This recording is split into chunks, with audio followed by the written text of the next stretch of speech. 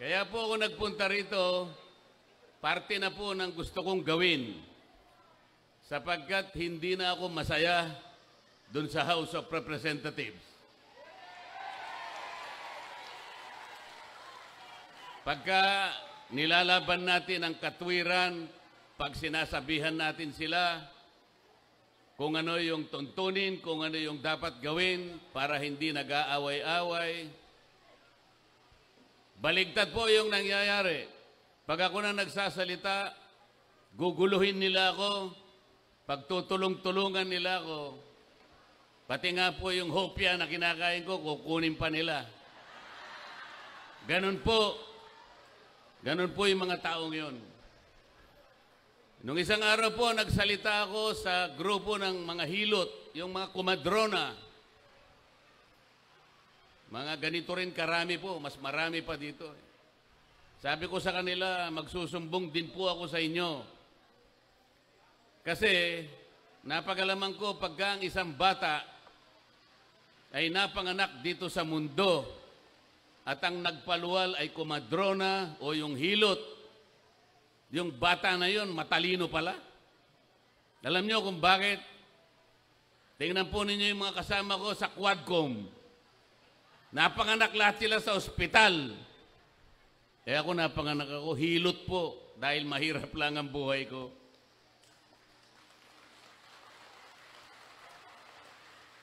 Napanganak sa ospital, tingnan nyo, pumurol ang mga ulo. Sabi nila, magkaisa tayo. Gumawa sila ng manifesto. Kailangan kanya magkaisa tayo sa katapatan at paninindigan para alagaan natin ang ating bansa. Paanong pagkakaisa yon? Paanong magkakaisa ang isang bansa kapag ini-impeach mo ang Vice President? Hypocrisy. Nagpapanggap. Nagbabalat kayo. Ano po yung nagpapanggap sa Bisaya para ma-emphasis? Ha? Nagpakaroon ingnon. Oh, yun. Translator ko ha? Sabi ko, pagtulungan natin, napakaraming problema ng bansa natin. Ang kuryente, napakataas ang kuryente sa bansang ito. 10 bills. Power bills ang ipinail ko. Wala kahit isa ang dininig sa committee. Paano po puro Quadcom na lang? Lahat ng panahon, lahat ng atensyon binigay lahat sa Quadcom.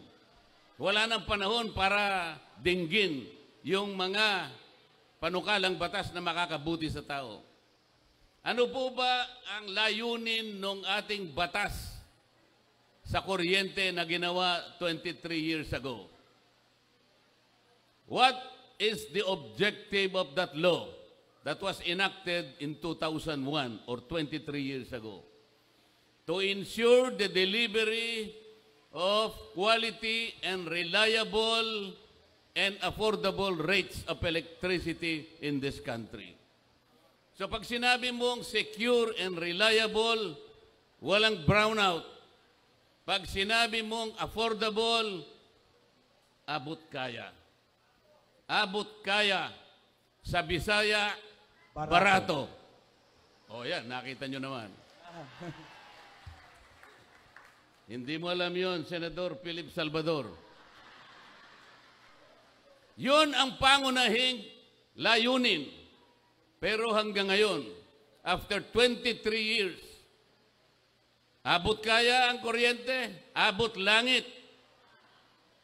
Tinanggal nila ako sa Committee on Energy. Pag sinasabi ko, walang hustisya ang ginagawa natin, you are not following the rule of law. Tinanggal nila ako sa Justice Committee. Kasi i-impeach nila yung Vice President.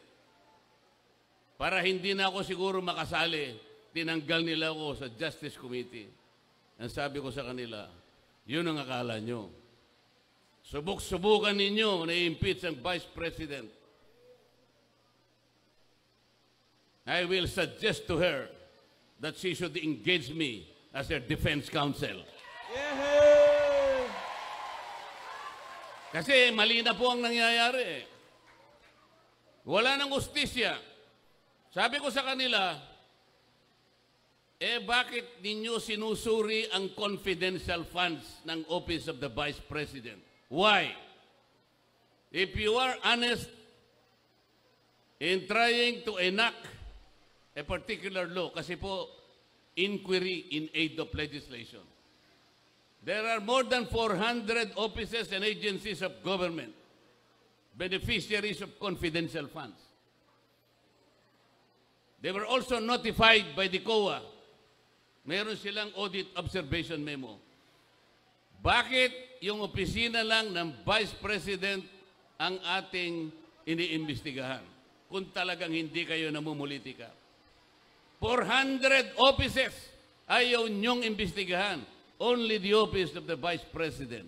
Politika po ito. Pangalawa, sabi ko, yung pag-audit, yung pag-examine ng mga papel, ng mga reports about public expenditures, ito po'y trabaho ng COA. There is only one office. There is no other office mandated to audit and examine expenditures of public funds. Only the Commission on Audit. Ang sabi ko, bakit po natin ginagawa ang trabaho ng COA? Kayo naman, Commission on Audit, bakit nyo sinurrender ang inyong tungkulin? Mayroon pong problema dito, sabi ko. Nilalabag natin ang saligang batas. What was delegated can no longer be delegated. Kaya lang po pag ako nagsasalita ng ganito, pinapaalala ko sa kanila, tinuturuan ko sila, ang pinasasagot nila sa akin, yung mga magugulo. Guguluhin nila ako. Hindi sila makikipagdebate. Ang gagawin nila, manggugulo lang. Pagkatapos, papatayin nila yung aking mic. Papatayin nila. Ganito po ang nangyayari sa ating bansa. Sa ngayon po, nakakaawa ang kalagayan ng ating bansa. Napakamahal po ng kuryente, napakamahal ng presyo ng bilihin, napakamahal pa rin ng tubig. Ganyan po. Walang tumitingin dyan. Ang gusto lamang nilang gawin, maghearing ng maghearing sa Quadcom. Ang Quadcom, wala silang ibang subject matter, kundi i-prosecute ang dating Pangulo ng Republika ng Pilipinas.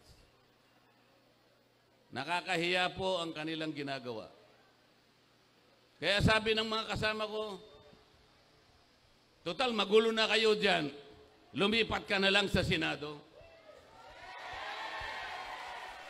Pumunta ka sa Barangay Taloma proper.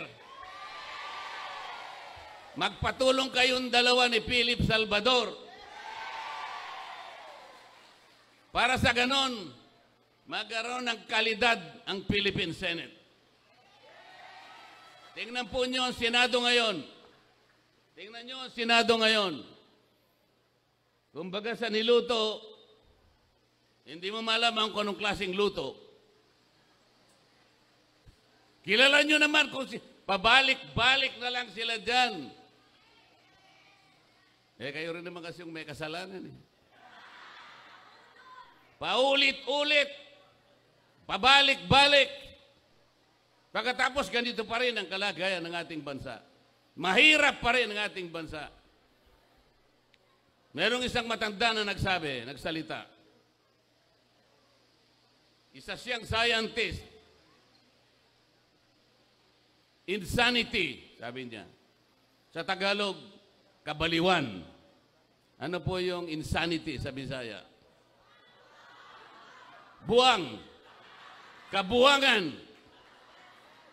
Insanity is doing something over and over and over again, but expecting different results. Boto na kayo ng boto sa kanila. Ganun pa rin. Hindi tayo makakakuha ng resultang mabuti para sa ating bansa. Bakit hindi natin testingin si Philip Salvador?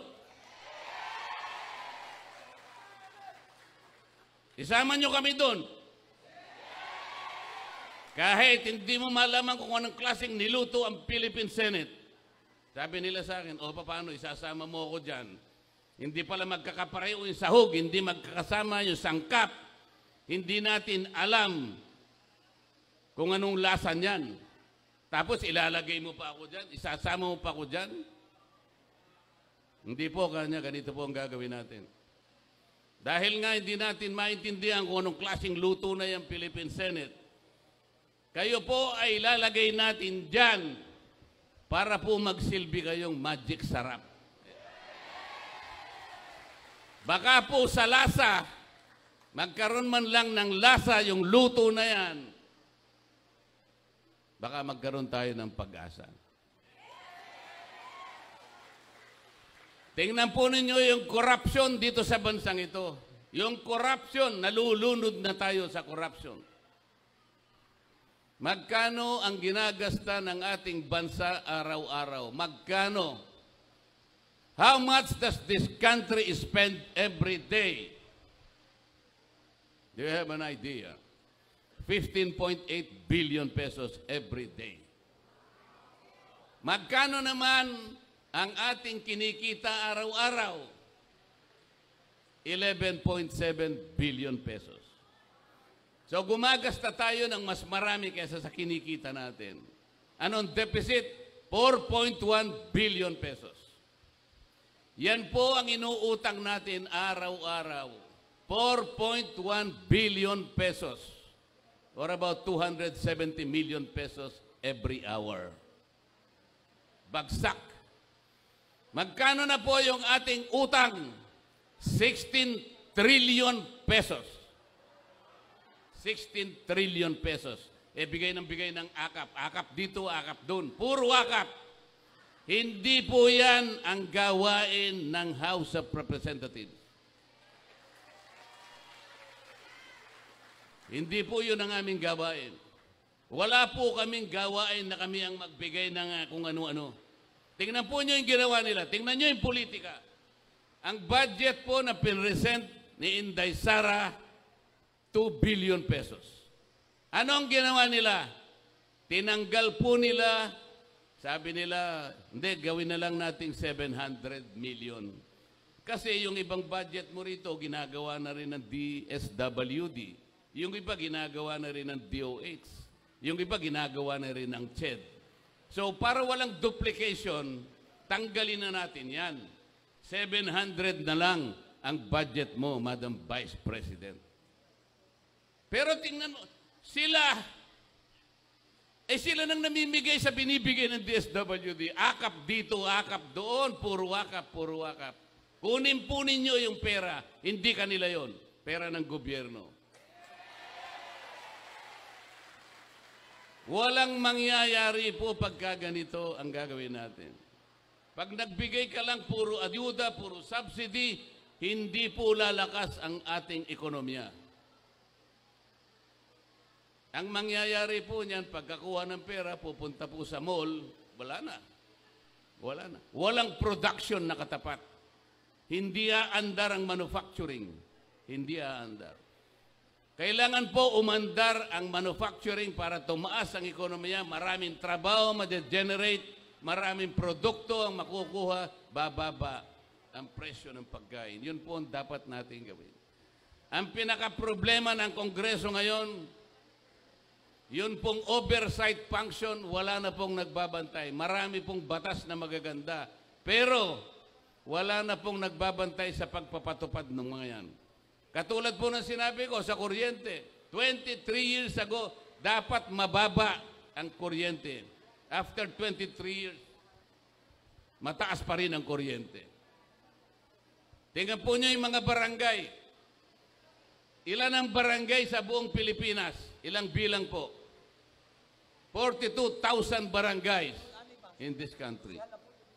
Ilang porsyento po ng 42,000 barangays ang nakatitindig sa sariling paa? How many percent are self-reliant? 2%. 98% gumagapang.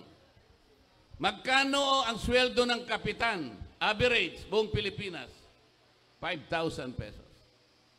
5,000 pesos. Sa ibang affluent barangays, 38,000 pesos. Hindi magkakapareho. Magkano ang tanod? 800 pesos a month. Paano mabubuhay ang tanod? 800 pesos a month. 24/7 ang trabaho.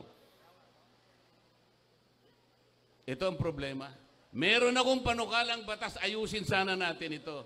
Sana yung agwat, yung layo ng kinikita between 5,000 pesos and 38,000 pesos, medyo mapagdikit lang ng konti. Hindi po nadinig, minsan lang nadinig yung aking panukalang batas. Kasi po kinukuha lahat ng Quadcom ang panahon. Yung magagandang panukalang batas, ayaw po nilang simulan. Ang gusto nila lamang simulan ay kung paano uusigin ang Pangulong Duterte at kung paano i-impeach ang Vice President. Kaya ako nagpunta rito para malaman ninyo ang tunay na nangyayari sa ating bansa. Pagtulungan po natin, wag ko yung mawawala ng pag-asa. Sabi ko nga po sa inyo, kahit mahirap, kahit mahaba ang laban, wag po tayong matatakot. Alam ko po yung mga tao dito sa barangay Taloma proper ay matatapang din, kagaya ng Vice President.